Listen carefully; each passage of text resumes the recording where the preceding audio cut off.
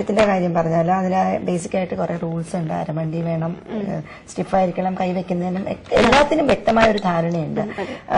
മാഷെ പോലെയുള്ള ചുരുക്കം ചില ആൾക്കാർ അതിന്റെ തനത് രൂപം പോവാതെ നിലനിർത്തുമ്പോഴും വളരെയധികം നമുക്കറിയുന്ന പോപ്പുലർ ആയിട്ടുള്ള പല ആർട്ടിസ്റ്റുകളും അതിന്റെ ആ ഒരു ബേസിക് നേച്ചർ വിട്ടിട്ടാണ് ഭരതനാട്യം പലപ്പോഴും ചിലരെ ചെയ്യുന്നത് കാണുമ്പോൾ തോന്നിയിട്ടുണ്ട്. ഫോക്ക് കൂടെ മിക്സ് ചെയ്തിട്ട് അതിനകത്ത് പ്രധാനമായിട്ട് വരുന്ന പന്തുകളി, വണ്ടുപോയി തേൻ കുടിക്കുന്നതും അങ്ങനത്തെ കാര്യങ്ങളെല്ലാം കാണിക്കുമ്പോൾ കുട്ടികളായിട്ട് കളിക്കുന്നതും ഒക്കെ കാണുമ്പോൾ പലപ്പോഴും ഒരു ഫോക്ക് സ്റ്റൈലും കൂടെ അതിനകത്തോട്ട് മിക്സ് ചെയ്യുന്നുണ്ട്. ആ തനത് രൂപത്തിന് ഒരു മാറ്റം വരുന്ന രീതിയിൽ പെർഫോം ചെയ്യുന്നുണ്ട്. അത് എന്തുകൊണ്ട് സംഭവിക്കുന്നതാണ്? അത് മാസ്റ്റർ എന്താണ് അതിനെ കുറിച്ച് പറയാറുള്ളത്? മാസ്റ്റർ നമുക്ക് അങ്ങനെയുള്ള ഒരു പലതും മിക്സിങ് അങ്ങനെയൊന്നുമില്ല. ഇപ്പൊ പലരും ഒരു ചെറിയ ഫ്യൂഷൻ പോലെയൊക്കെ ഭരതനാട്യം ചെയ്യാറുണ്ട്.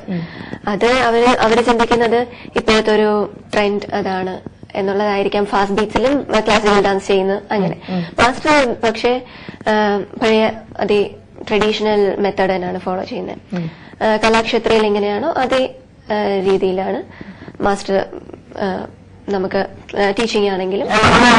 വളരെ സീരിയസ് ആയിട്ട് ഇത്തരം നൃത്തരൂപങ്ങൾ പഠിക്കുമ്പോൾ ഇങ്ങനെയുള്ള പെർഫോമൻസ് കാണുമ്പോൾ നമുക്ക് പറ്റില്ലെങ്കിൽ പോലും മനസ്സിലൊരു സങ്കടം തോന്നില്ല. സങ്കടം തോന്നും. എങ്കിലും ഇത് നിലനിർത്താനായിട്ടും കുറെ ആർട്ട് അതെന്തായാലും അങ്ങനെ നശിക്കില്ല. എന്ത് ആരൊക്കെ എങ്ങനെയൊക്കെ കാണിച്ചാലും ഫ്യൂഷൻ ആണെങ്കിലും അതൊക്കെ കാലത്തിനനുസരിച്ചുള്ള മാറ്റങ്ങളാണ്. അത് ഇപ്പോ കുറെ പേര് ഇഷ്ടപ്പെടുന്നുണ്ടാവാം.